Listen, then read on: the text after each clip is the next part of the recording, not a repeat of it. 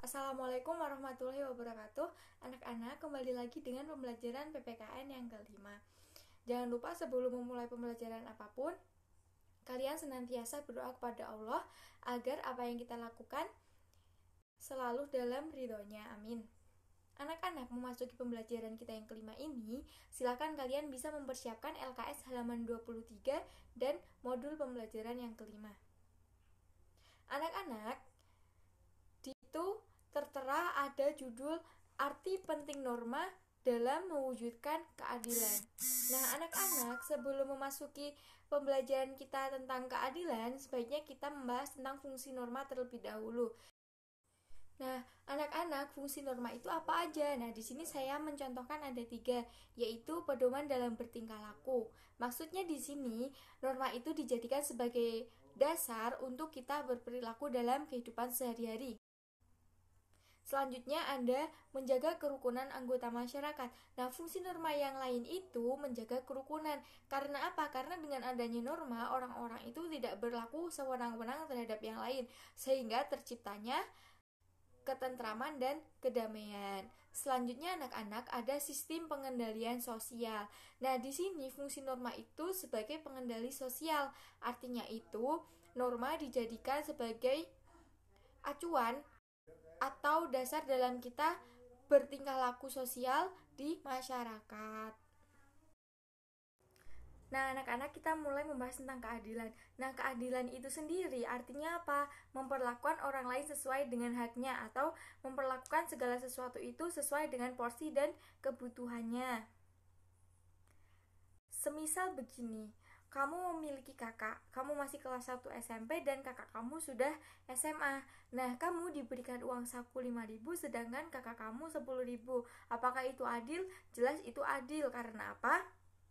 Mestinya kebutuhan anak SMP dan SMA itu berbeda. Jadi orang tuamu itu sudah berlaku adil karena memberikan segala sesuatu itu sesuai dengan porsi atau kebutuhannya. Nah, anak-anak, untuk pengertian tentang keadilan saya cukupkan karena saya rasa kalian bisa memahaminya dengan mudah. Selanjutnya, saya akan membahas tentang nilai-nilai keadilan yang harus terwujud dalam kehidupan bersama. Di situ saya tuliskan ada 3, yaitu distributif, legal, dan komutatif. Untuk arti dari masing-masing itu, kalian bisa membacanya di modul pembelajaran yang kelima. Untuk yang pertama, yaitu keadilan distributif, itu artinya hubungan negara dengan warga negaranya. Nah, di sini pihak negara atau pemerintah harus adil dalam memperlakukan segala sesuatu, misalnya dalam pembagian. Nah, pembagian di sini seharusnya tepat dan tidak salah sasaran. Nah, anak-anak, untuk keadilan yang kedua yaitu keadilan legal. Di situ artinya yaitu hubungan keadilan antara warga negara terhadap negara dan pihak warga negara wajib memenuhi keadilan dalam bentuk mentaati peraturan yang berlaku. Nah, di sini kita sebagai warga negara wajib mematuhi peraturan yang ada di negara kita dan melakukan hubungan secara timbal balik, yaitu saling tolong menolong misalnya. Nah, anak-anak, selanjutnya kita akan membahas tentang pentingnya norma hukum dalam mewujudkan keadilan. Di situ saya menuliskan 3 poin. Yang pertama yaitu memberikan kepastian hukum bagi warga negara. Nah, di sini norma hukum itu memberikan kepastian dan kejelasan bagi warga negaranya mengenai hukum yang ada di suatu negara. Artinya hukumnya itu benar-benar jelas dan bisa dipertanggungjawabkan. Selanjutnya yaitu melindungi dan mengayomi hak-hak warga negara.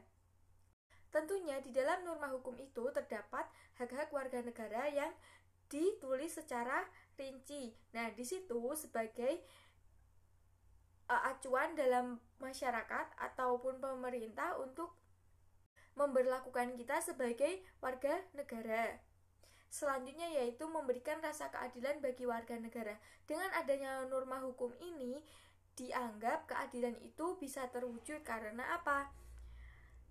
Karena bisa dilihat dari poin pertama yaitu memberikan kepastian hukum. Nah, hukum di sini itu sifatnya pasti dan tentunya berlaku bagi setiap warga negara yang tercatat di sebuah negara. Nah, anak-anak, selanjutnya kita akan membahas tentang jaminan keadilan dalam bangsa dan negara. Di sini jaminan keadilan ada di 3 hal, yaitu Pancasila, Undang-Undang Dasar 1945, dan Peraturan Perundang-undangan. Yang pertama yaitu Pancasila. Nah, Pancasila itu merupakan dasar acuan pedoman dalam pembentukan suatu hukum. Nah, karena Pancasila itu ditulis secara tegas dan lugas. Misalnya di sini ada sila kedua, yaitu kemanusiaan yang adil dan beradab. Artinya, kita harus memperlakukan manusia itu sesuai dengan sila kedua, misalnya saling tolong-menolong, saling mengasihi, dan saling menghargai. Dan hal ini berlaku untuk seluruh warga negara. Selanjutnya yaitu ada di Undang-Undang Dasar 1945. Nah, hukum dan keadilan di sini tertera di batang tubuhnya, misalnya ada di pasal 28A sampai dengan 28J. Nah, pasal-pasal itu membahas tentang hak-hak asasi manusia. Selanjutnya yaitu peraturan perundang-undangan. Contohnya itu tertulis di LKS, yaitu Undang-Undang Nomor 39 Tahun 1999 tentang HAM. Undang-Undang Nomor 31 Tahun 1999 tentang menyampaikan pendapat di muka umum, dan masih banyak lagi contoh dari norma-norma dalam mewujudkan keadilan. Anak-anak, saya cukupkan pembahasan kita kali ini. Semoga apa yang saya sampaikan ini bisa dimengerti oleh kalian. Maaf apabila banyak kesalahan yang terucap. Dan semoga kalian bisa mengerjakan tugas dengan baik. Jangan lupa untuk selalu jaga kesehatan, patuhi protokol kesehatan, dan tetap berpikir positif. Sekian dari saya. Wassalamualaikum warahmatullahi wabarakatuh.